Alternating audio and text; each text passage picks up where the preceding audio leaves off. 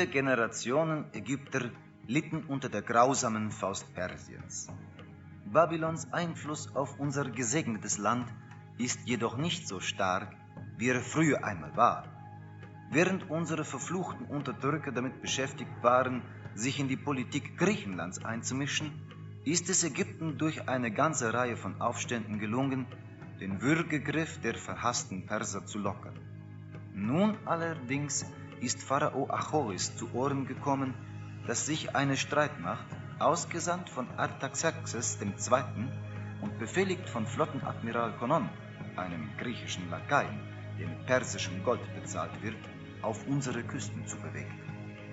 Pharao Achoris hat in seiner Weisheit beschlossen, dass eine starke Flottenpräsenz auf dem Nil notwendig sei, um den Einfall zu verhindern. Als königlicher Gouverneur von Tanis müssen sie in den nächsten 10 Jahren massive Schiffe bauen und schlagkräftige Truppen ausbilden, um den Angriff zu Wasser und zu Lande abzuwehren. Sie werden eine Handelsroute nach Enkomi einrichten und von dort Holz für den Bau ihrer Flotte importieren müssen. Kupfer bekommen sie ebenfalls aus Enkomi, das auf der Insel Zypern liegt. Diese Handelsroute ist jedoch stets äußerst gefährdet, da sie in der Nähe der levantinischen Küste verläuft, die von unseren Feinden kontrolliert wird. Wenn sie den Pharao mit allem versorgen, was er benötigt, wird auch ihr Einkommen steigen. Vergessen Sie nicht, dass die Stadtkassen in diesen unruhigen Zeiten nicht gerade voll sind. Sie müssen als Händler genauso geschickt sein wie als tüchtiger Kommandeur. Hallo, herzlich willkommen zu meinem Let's Play Pharao. Ich bin euer Dominus und wir spielen aus der Episode Alte Eroberer die Kampagne Tanis, die Wiedergeburt einer Seestreitmacht. Das einst große Ägypten, das von Nubien im Süden bis zur levantinischen Küste im Norden herrschte, ist vergangen. Andere Imperien und Herrscher, wie zum Beispiel die Perser, sind in unser Land eingedrungen und festigen ihren Einfluss auf unser Land durch Unterdrückung und Ausbeutung. Allerdings beschäftigt sich Persien gerade mit einem anderen Gegner, nämlich Griechenland, sodass der Einfluss auf unser Land schwindet. Um dieses entgegenzusteuern, entsendet der persische König eine große Kriegsflotte Richtung Nildelta. Wir sollen diese Kriegsflotte aufhalten und bei Tanis im Nildelta eine große Seestreitmacht aufbauen. Die Stadt Tanis soll eine Bevölkerung von mindestens 2500 Einwohner aufweisen. Eine Wohlstandswertung von 40, eine Kulturwertung von 30 und eine Königreichswertung von 45 sind dabei zu erreichen.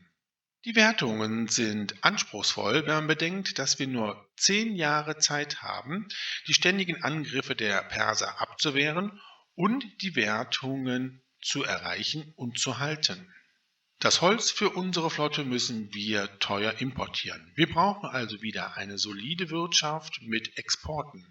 Dieses gestaltet sich aber zunehmend als schwierig, da unsere Handelsrouten durch unsere Feinde gefährdet sind. Ja, auch diese Kampagne scheint sehr anspruchsvoll zu werden. Ich bin sehr gespannt darauf und wir schauen uns die Karte einmal an. Wie bei Migdol haben wir auch bei Tanis eine sogenannte Überlebenskampagne. Wie im Intro schon erwähnt, müssen wir 10 Jahre die Angriffe der Perser abwehren und unsere Stadt auf die geforderten Wertungen bringen und auch halten. Oben links können wir sehen, wie lange wir die Kampagne noch entsprechend spielen müssen. Jetzt aber erstmal ein Blick auf die Karte. Typisch für das Nildelta zerteilt hier der Nil unsere Karte in unterschiedlich große Landteile.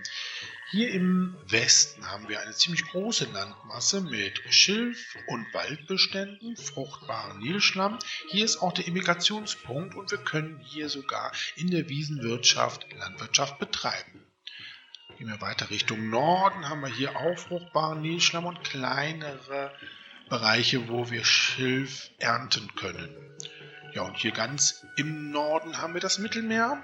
Ja, und hier größere Inseln mit jede Menge fruchtbaren Nilschlamm und auch Schilfvorkommen. Allerdings können wir diese Ressource nicht nutzen. Wir können keine Fährhäfen hier errichten und somit auch keinen Zugang gewährleisten. Ja, das ist natürlich sehr schade, weil hier haben wir jede Menge fruchtbaren Nilschlamm. Ja, ganz im Osten haben wir eine weitere große Landmasse, auch mit fruchtbaren Gebieten für die Wiesenwirtschaft. Wir haben hier Waldbestände, ja, und auch kleinere Schilfbestände. Ganz im Osten haben wir einen größeren Schilfbestand, der wird allerdings von Nilpferden bewacht. Hier haben es unsere Schilfsammler sehr schwer, die Ressource abzubauen. Ja, und ein weiterer Nachteil dieser Landmasse ist, dass wir hier Gewässer haben, die wir nicht überqueren können. Wir können also einen Großteil der Fläche auch nicht erschließen, da wir diese Gewässer nicht überwinden können. Ja, die Karte scheint groß, aber wir können tatsächlich nur die zwei Landmassen im Osten und im Westen nutzen. Schauen wir mal, was wir produzieren können. An Farmen haben wir nur Granatäpfelfarmen. Wir können allerdings Fischfang betreiben. An Rohmaterial haben wir Ton und Schilf. Herstellen können wir Geschirr, Bier und Papyrus. Ja, die Produktpalette, die wir produzieren können, ist eher gering. Schauen wir mal nach unseren Handelspartnern. Tanis ist hier weit im Norden des Nildeltas. Unser nächster Handelspartner ist Mennefer.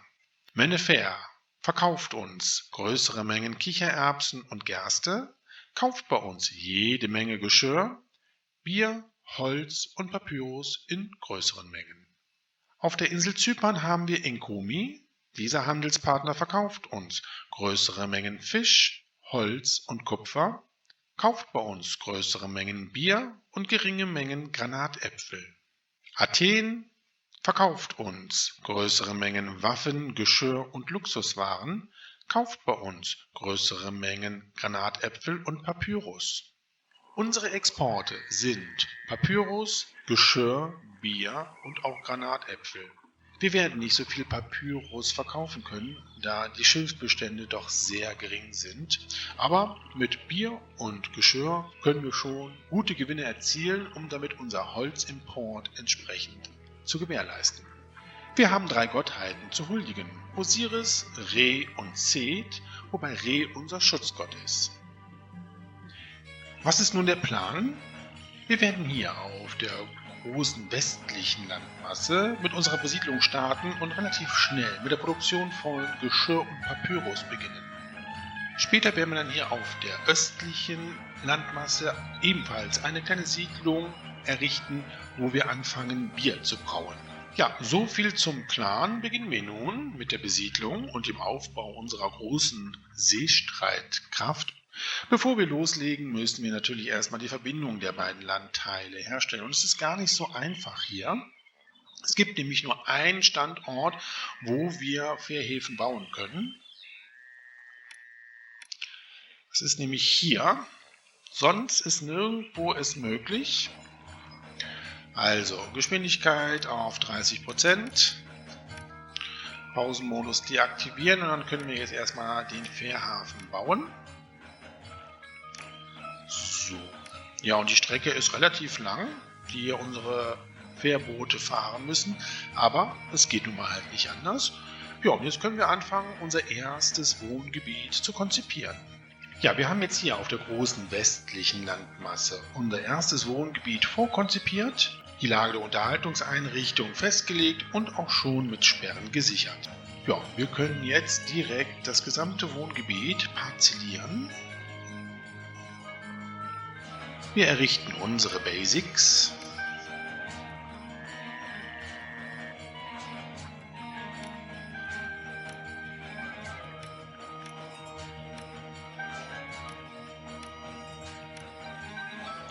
Wie gewohnt beim Aufseher der Arbeitskraft die Prioritäten verteilen. Wir zahlen wieder etwas mehr Lohn und setzen die Steuern auf 0. Ja, und die Geschwindigkeit können wir jetzt auch auf 70% wieder stellen. Ja, und dann kommen auch schon unsere ersten Siedler. Wir errichten noch für unseren Schutzgott Re einen Tempel. Und unsere beiden anderen Götter kriegen jetzt erstmal einen Schrein.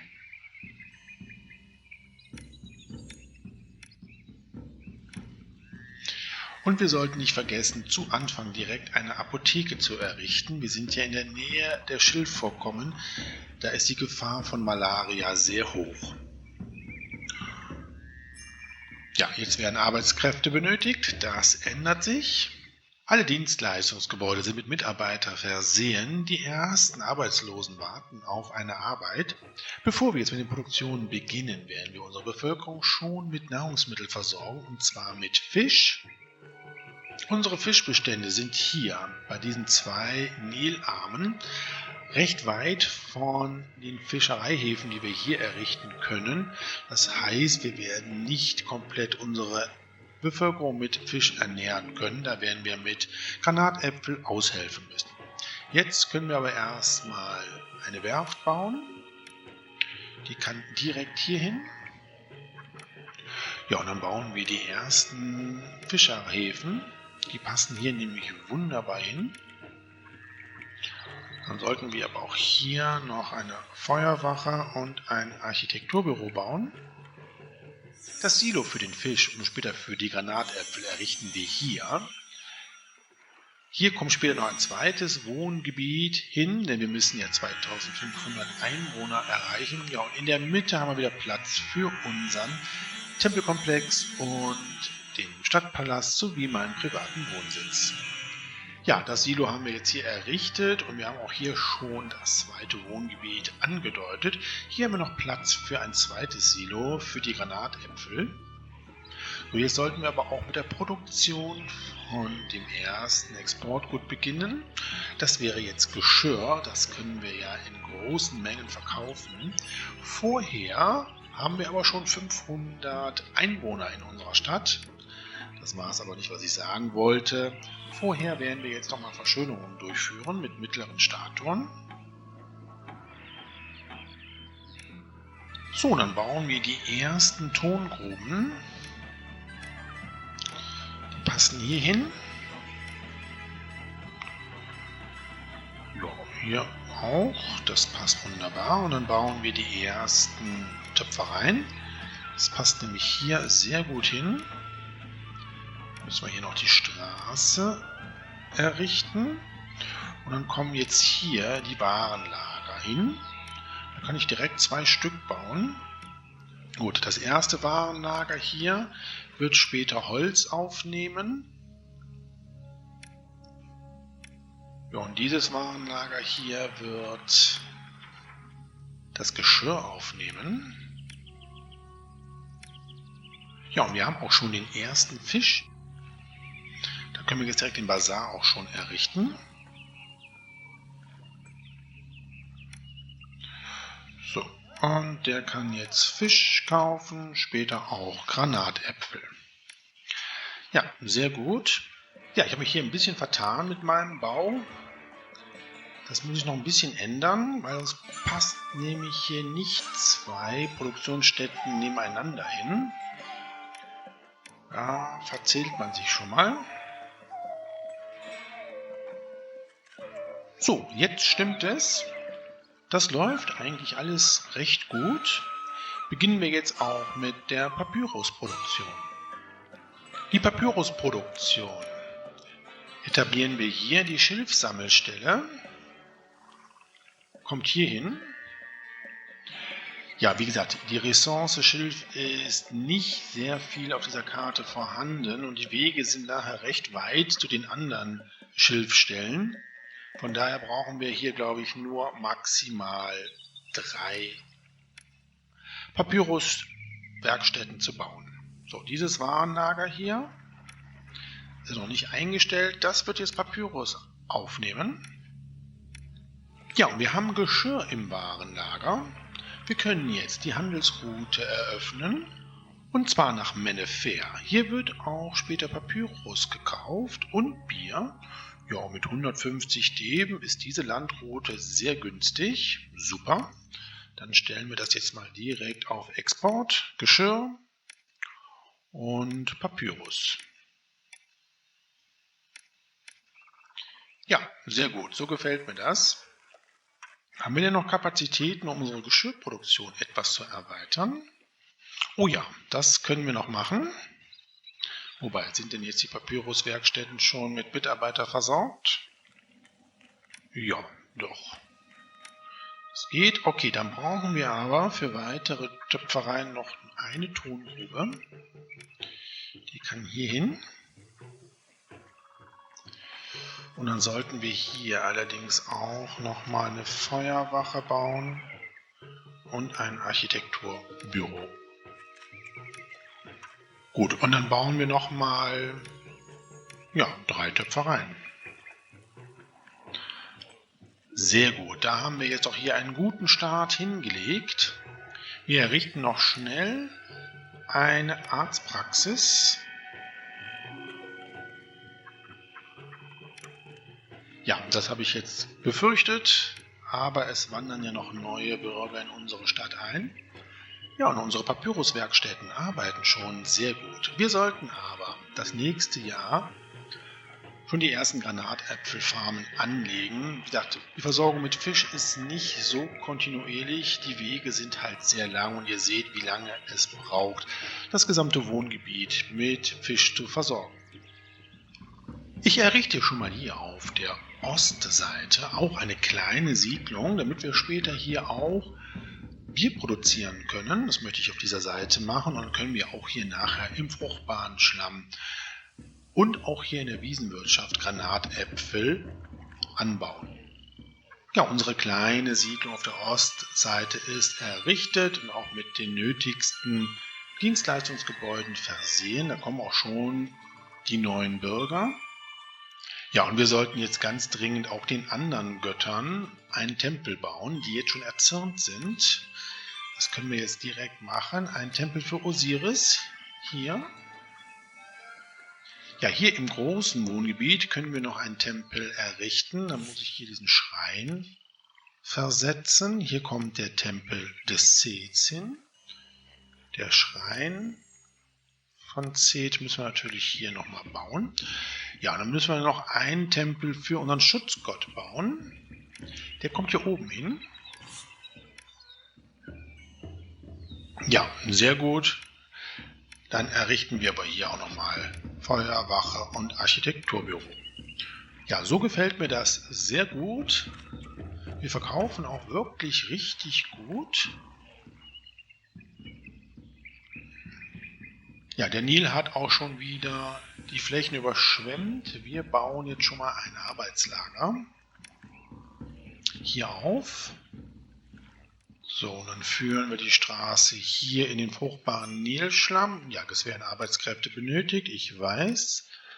Die Sperre kommt natürlich hier hin. Bevor der Nil den fruchtbaren Schlamm wieder freigibt und wir unsere Felder errichten können, eröffnen wir die Handelsroute nach Enkomi, damit wir unser Holz einkaufen können und später auch unser Bier verkaufen können. Diese Seeroute eröffnen wir. Dann können wir schon mal etwas Holz einkaufen, 400 Einheiten. Sehr gut, wir brauchen ein Dock, genau. Das Dock kommt hier hin. Ja, und dieses Warenlager hier, wo wir Papyrus einlagern, kann Holz annehmen. Ja, sehr gut. Dann können wir bald schon unseren ersten Kriegshafen errichten. Der Nil zieht sich zurück. Wir können jetzt unsere Granatäpfelfelder errichten. Wir konnten jetzt 9 Granatäpfelfarmen hier im fruchtbaren Nilschlamm anlegen. Mehr geht jetzt hier nicht mehr. Ja, ich denke mir mal, wir schaffen das mit dem einen Arbeitslager. Wir werden ja noch mehrere bauen, um die anderen fruchtbaren Bereiche auch entsprechend zu kultivieren. Ja, ich möchte jetzt gerne auch mit der Bierproduktion beginnen. Dafür brauchen wir 2 Warenlager. Ich baue hier um den Tempel herum noch eine Straße. Denn ich möchte hier später noch Farmen in der Wiesenwirtschaft aufbauen. Aber jetzt erstmal die 2 Warenlager. Dieses Warenlager nimmt die Gerste auf. Ja, und dieses Warenlager nimmt das Bier auf. Die Gerste importieren wir jetzt 800 Einheiten und das Bier kann komplett verkauft werden. Ja, und mit dem Holzeinkauf ist auch unsere Stadtkasse ganz schön zurückgegangen. Aber wir haben noch genug andere Exportgüter. Ja, und wir werden jetzt mit der Bierproduktion beginnen. Ja, und dann kommt auch schon unser Händler, der uns jetzt die Gerste verkauft. Dann können wir jetzt unsere Brauereien bauen. Die kommen hier hin.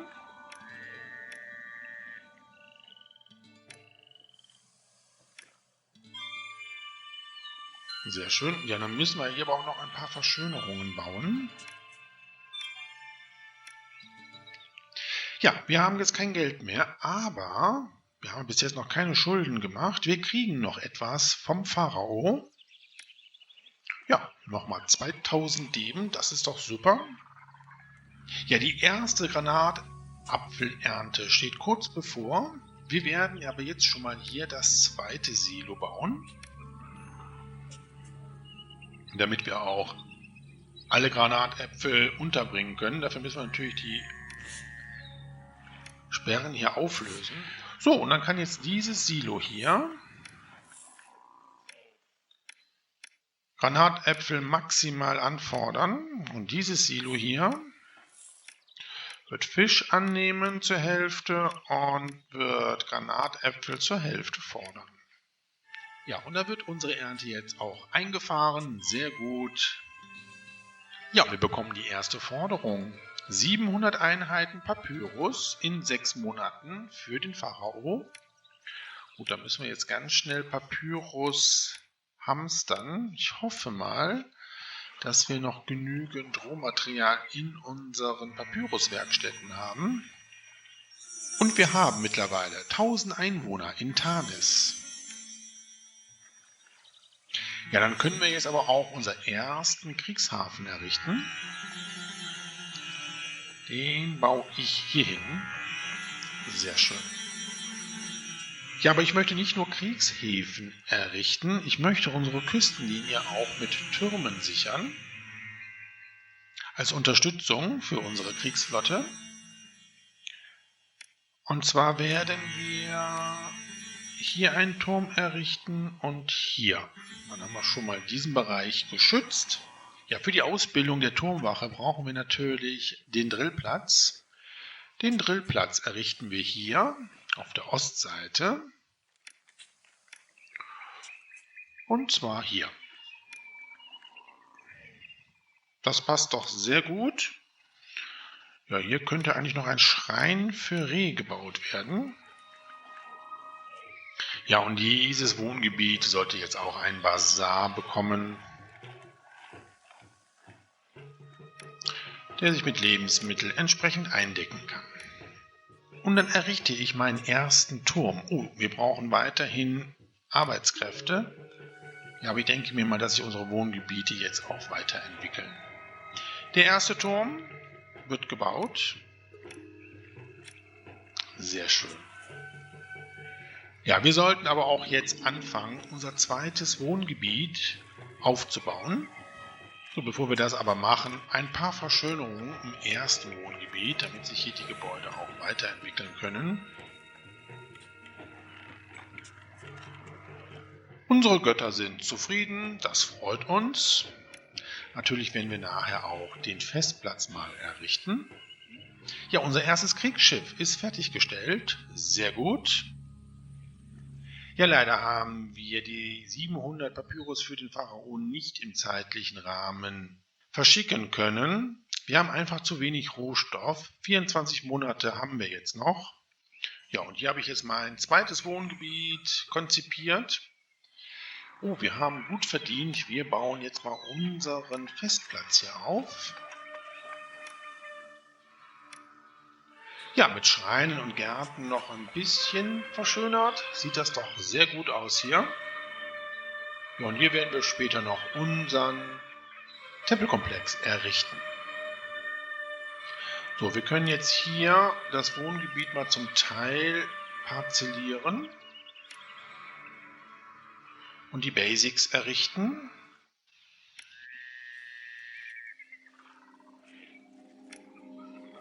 Ja, wir kriegen die nächste Forderung, 500 Einheiten Papyrus für die Stadt Athen in 6 Monaten. Ach, das ist wirklich so schade, dass wir das mit diesem Rohstoff Schilf nicht hinbekommen. Ja, endlich haben wir die 700 Einheiten Papyrus für den Pharao zusammen, können wir verschicken. Naja, und die 500 für Athen, naja, gucken wir mal, ob wir das schaffen. Trotz des Papyrusmangels gönnen wir unserer Stadt doch jetzt mal etwas Unterhaltung. Ein Musikpavillon wird errichtet.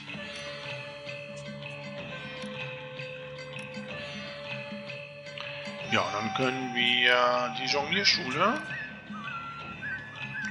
doch hier errichten. Dann bauen wir doch den nächsten Kriegshafen. Der kann hier hin. Das passt doch alles wunderbar. Und auch den nächsten Turm. So, da haben wir auch schon wieder jede Menge Geld ausgegeben. Ja, und es ist auch gut, dass wir das so machen, denn in 2 Monaten wird uns die persische Armee angreifen. Oh, 2 Monate. Ja, und auch Athen konnten wir nicht im gesetzten Zeitrahmen die 500 Papyrus zur Verfügung stellen. Ja, und wir kriegen eine Preiserhöhung. Kichererbsen werden teurer, da wir das Papyrus so spät nach Mennefer geschickt haben. Naja, gut. Kichererbsen brauchen wir jetzt nicht unbedingt. Bauen wir nochmal eine Runde Tempel. Hier kann ein Tempel rein. So, für Zeth, der kann hier hin. Dann haben wir aber ein Problem mit der Straße. Dann müssen wir mal hier eine Sperre bauen. So. Ja, und dann brauchen wir noch einen für Re. Der kann dann hier hin. Gut. Und es ist soweit. Das erste Mal greift uns das persische Heer mit seiner Kriegsflotte an. Wir schauen mal von wo. Eigentlich klar vom Norden her, nämlich über das Mittelmeer. Ja, 3 Kriegsschiffe haben wir hier. Haben wir denn auch Transportschiffe? Nein. Nein. Nein. Okay, es sind nur Kriegsschiffe. Das ist schon mal gut. Ja, ich platziere jetzt hier schon mal unsere Flotte. So, und die können hier die Position halten. Und können dann auf den Feind schießen. Und dann ziehen wir uns so allmählich hier im Schutz der Türme zurück. Ja, die Geschwindigkeit habe ich jetzt gar nicht verringert. Die 500 Papyrus für Athen können wir auch verschicken. Naja, das war auch nicht so toll gewesen. Wir können jetzt das, was wir an Papyrus produzieren, auch jetzt wieder verkaufen. Ja, solange die Musik noch so wunderbar fröhlich spielt, obwohl wir angegriffen werden, können wir doch hier auch schon mal ein Arbeitslager bauen. Und weitere Farmen anlegen, obwohl ich glaube, das lohnt sich im Moment gar nicht, weil der Nil ja gleich die Flächen überschwemmt. Naja, egal, können wir dann nachher hier weitere Farmen bauen. Und da wird auch schon geschossen auf unsere Feinde. Sehr gut. Ja, der Feind verharrt etwas. So, dann kommt doch schon mal hier ein bisschen runter.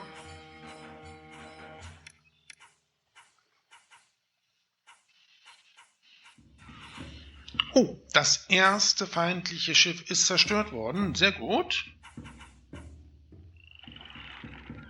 Die Türme können jetzt hier unterstützen.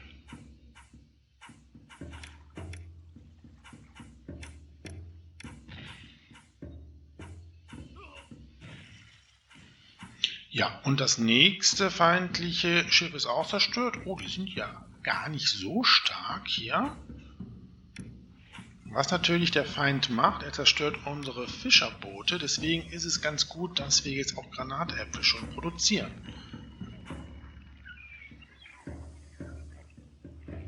So, komm, dann zerstört das letzte Schiff.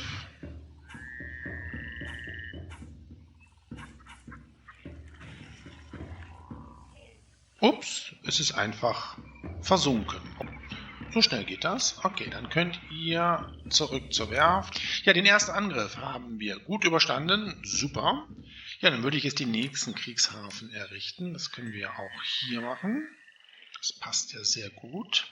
Ja, wenn wir jetzt gleich in der Wiesenwirtschaft unsere Granatäpfel anbauen möchten, müssen wir den Wasserheber schon frühzeitig planen und bauen.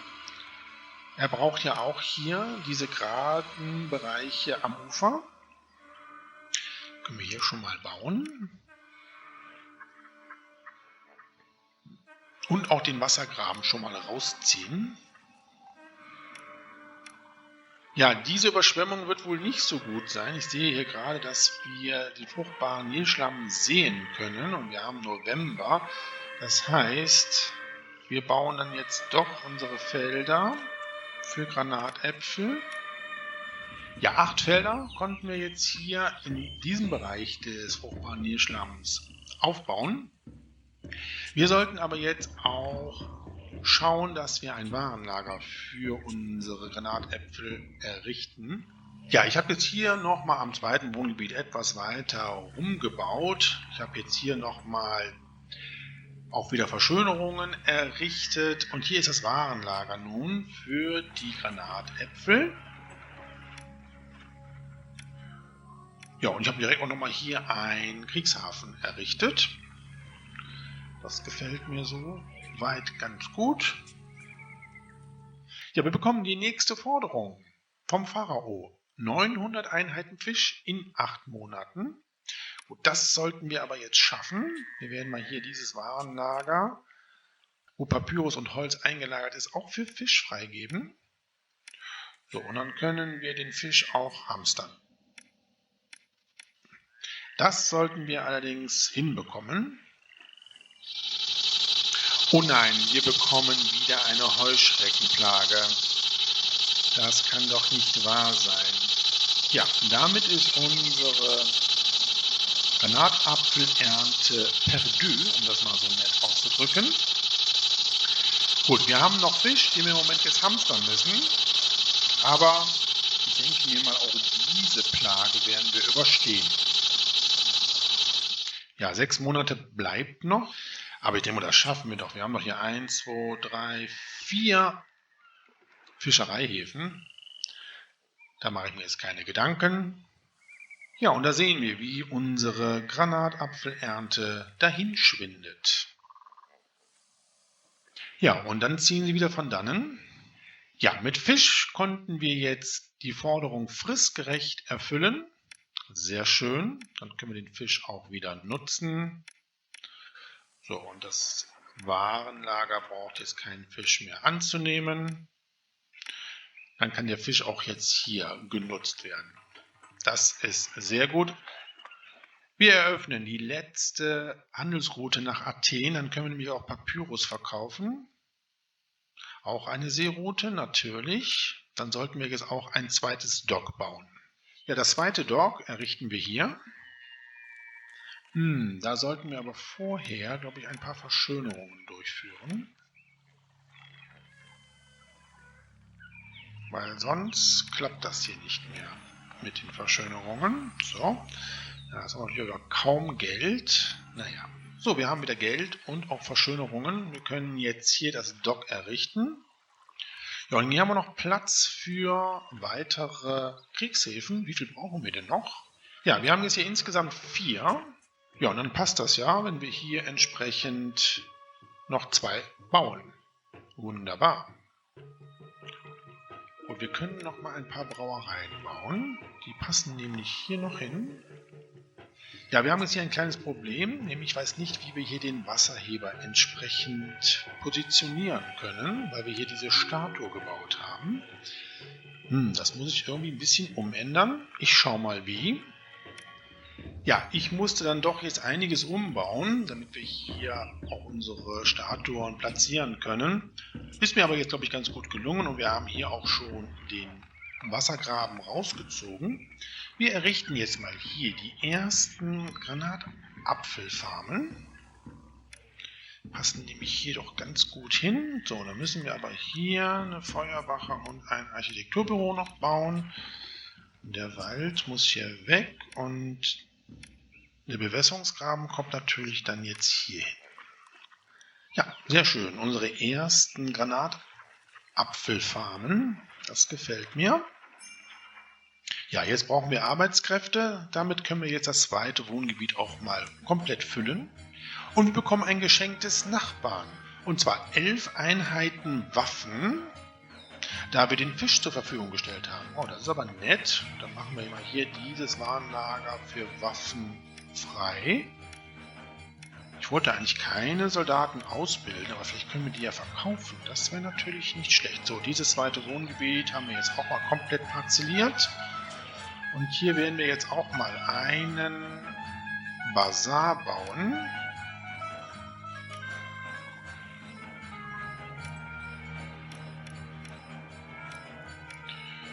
Und einen Arzt. Und dann ist unsere Kasse auch schon wieder ziemlich geschröpft. Tja, mit Waffen können wir eigentlich gar nichts anfangen. Wir können sie nur importieren. Ach, das ist aber doof. Nee, dann schlagen wir das Geschenk aus. Tut mir furchtbar leid. Können wir nichts mit anfangen. Ja, wir bekommen die Mitteilung, dass das persische Heer wieder auf dem Weg zu uns ist. In 8 Monaten wird es uns erreichen. Ja, wir nehmen das Geschenk der Waffen nicht an, tut uns furchtbar leid. Ja, und hier haben wir wirklich zu spät den Arzt gebaut. Aber Gott sei Dank haben wir hier dieses Wohngebiet komplett noch parzelliert, sodass das jetzt etwas ausgeglichen wird mit den ganzen neuen Siedlern, die in unsere Stadt einwandern. Gut, wir müssen jetzt nochmal Kriegshäfen bauen.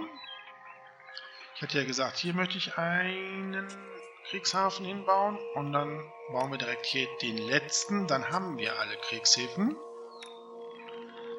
Dann haben wir hier noch Platz später für einen Turm. Den bauen wir aber wirklich erst später. Ja, 6 Monate Zeit haben wir noch. Das sollten wir nutzen. Der Feind wird ja im Norden angreifen. Und hier ist es wirklich essentiell zu wissen, wo genau. Also vorher speichern, gucken und dann den Spielstand wieder laden. Das habe ich natürlich schon gemacht. Unser Feind wird hier im Nordwesten angreifen und zwar auch mit Transportschiffen. Und die Distanz ist relativ kurz bis hier zum Festland, wo wir auch gesiedelt haben. Deswegen müssen wir hier unsere Kriegsschiffe schon alle platzieren. Ja, unsere Flotte hat Position bezogen. Wir werden jetzt hier den Befehl geben, Feind in der Nähe angreifen.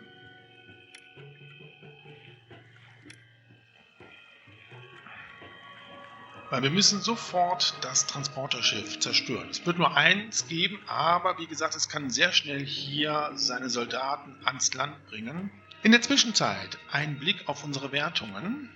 Ja, Kultur, wir brauchen Pavillons, wir brauchen auch Zahnärzte, das weiß ich auch. Ja, die Wohlstandswertung, da müssen wir unsere Gebäude jetzt weiterentwickeln. Ja, und die Königreichswertung steigt natürlich leider nicht, weil wir die Forderungen nicht alle zeitgemäß erfüllen konnten. Das ist sehr schade. Ja, aber wir werden gleich, wenn der Angriff erfolgreich abgeschlossen ist, unsere Stadt mal weiter ausbauen. Ja, es ist soweit. Die Perser greifen uns nun an. Hier oben ist das Transporterschiff. Die Geschwindigkeit sollten wir jetzt mal etwas reduzieren. Ja, wir haben es geschafft. Das Transporterschiff ist zerstört. Wir werden aber jetzt unsere Kriegsschiffe alle zurückschicken, damit sie nicht hier jetzt groß im Kampf verwickelt werden. Weil wir haben doch relativ viele Kriegsschiffe der Perser. Und die möchte ich eher im Schutz unserer Türme entsprechend beseitigen. Ja, ich habe meine Flotte hier jetzt positioniert im Schutze der Türme und da sehen wir, wie jetzt die persischen Kriegsschiffe auf uns zukommen. Ich habe hier den Befehl jetzt wieder geändert, Position halten und jetzt können die Perser auch von unseren Kriegsschiffen beschossen werden. So, die ersten Schiffe können wir schon wieder ein bisschen zurückziehen hier.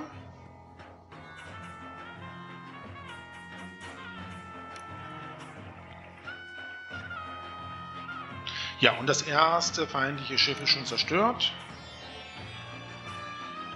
Ja, ich werde jetzt hier die beiden Schiffe anweisen, Feind suchen und vernichten. Ich denke mir, das kriegen wir jetzt, glaube ich, ganz gut hin.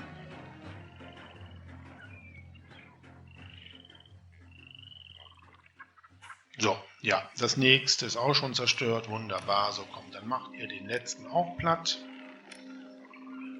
Geschwindigkeit können wir auch wieder auf 70% stellen. Ja, das war's gewesen. Wunderbar. So, müsste repariert werden. Jawohl.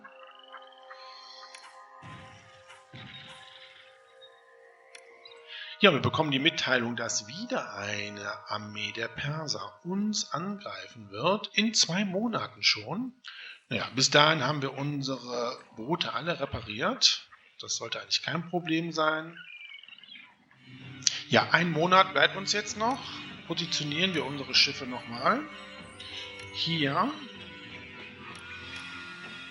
So, der nächste Angriff wird wieder ohne Transportschiff erfolgen. Das weiß ich schon. Von daher kann ich jetzt hier meine Kriegsflotte so positionieren. Position halten. Und es ist soweit, die feindliche Armee greift schon wieder an. Ja, da sehen wir jetzt die feindlichen Schiffe. Und wie ich es schon gesagt habe, es sind nur Kriegsschiffe. Ja, die können jetzt erstmal zu uns kommen. Da werde ich auch nicht mal die Geschwindigkeit verringern. Solange wir auf die persischen Kriegsschiffe warten, habe ich hier meinen Wohnsitz und den Kleinstadtpalast gebaut. Und wir errichten jetzt auch schon die Steuereintreiberbüros.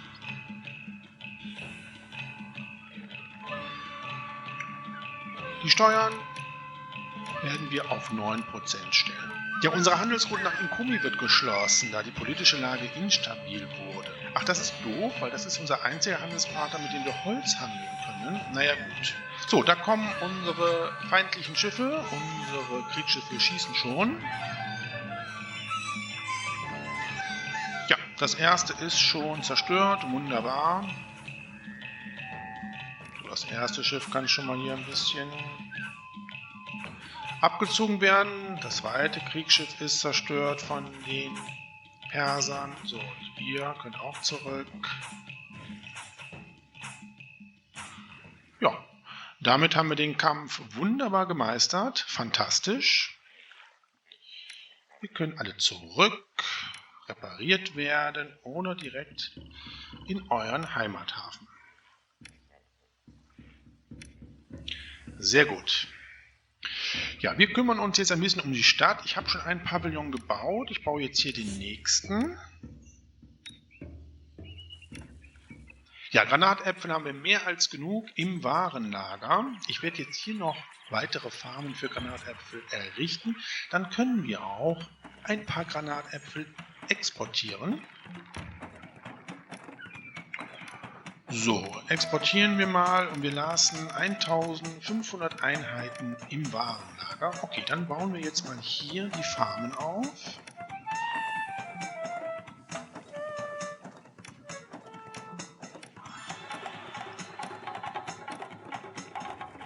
Ja, 4 Stück haben wir jetzt hier schon errichtet.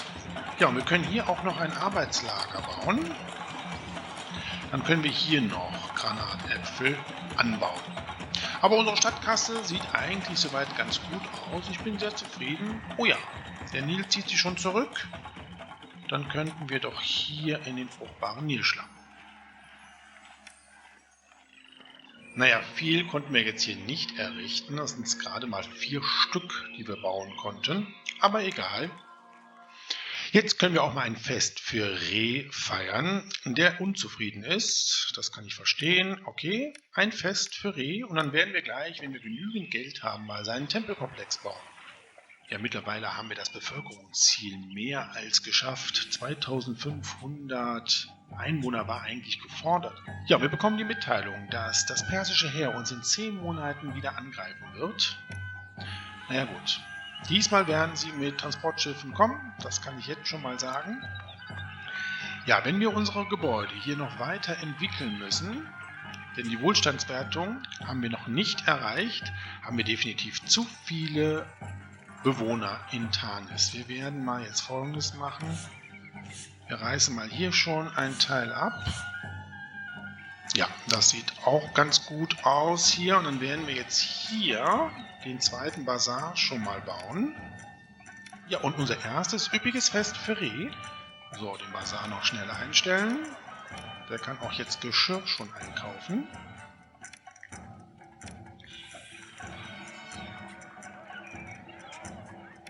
Hier auch.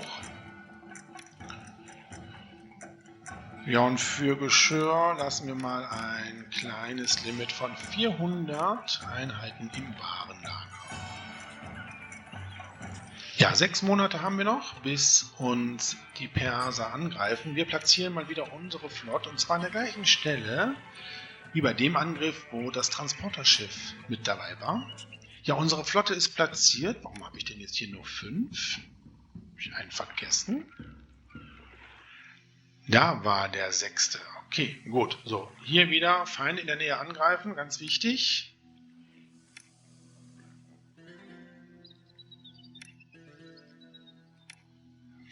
Ja, und wieder müssen wir ganz schnell das Transporterschiff ausschalten.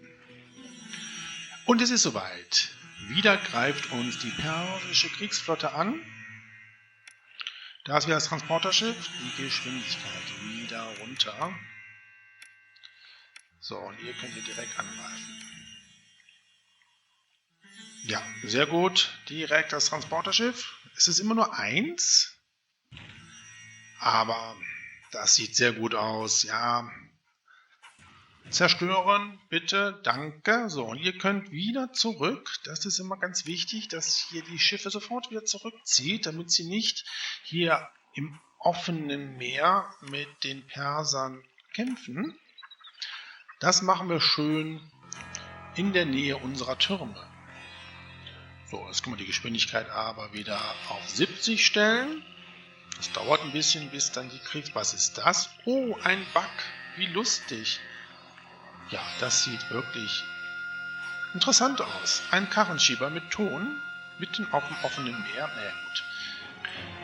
Ja, von der Seite kommen sie jetzt, die persischen Kriegsschiffe, aber wir schießen hier sehr schön über diese Insel hinweg. Das ist sehr gut. Das erste Kriegsschiff ist schon zerstört.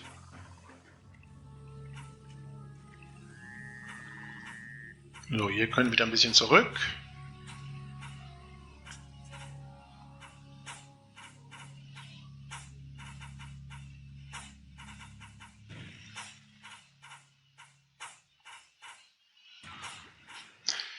Ja, das zweite Kriegsschiff ist zerstört und das dritte auch. Wir haben den Kampf gemeistert. Ihr könnt zurück. Wunderbar.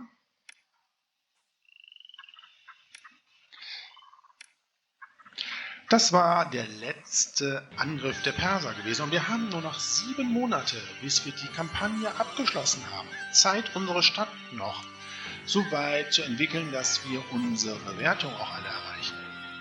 Wir haben auf jeden Fall jetzt so viel Geld, dass wir unseren Tempelkomplex für Re bauen können.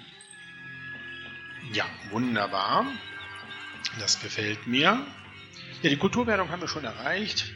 In der Zeit, wo wir auf die persischen Kriegsschiffe warteten, habe ich schon die Zahnarztpraxen gebaut. Und auch das zweite Wohngebiet hat sich jetzt dank Geschirr weiterentwickelt. Auch hier werden wir jetzt die Wohlstandswertung erreichen.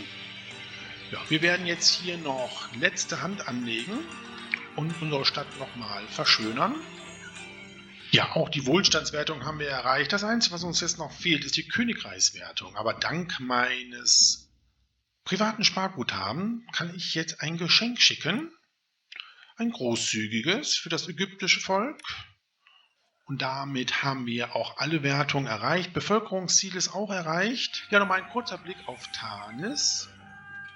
Auf der Ostseite haben wir hier eine kleine Siedlung, wo wir Bier produzieren und wo wir auch nochmal Kriegsschiffe stationiert haben und auch ein Dock. Ja, hier unser Hauptwohngebiet auf der Westseite mit der Produktion von Geschirr und Papyrus, dem Tempelkomplex des Res und natürlich unsere Kriegsflotte.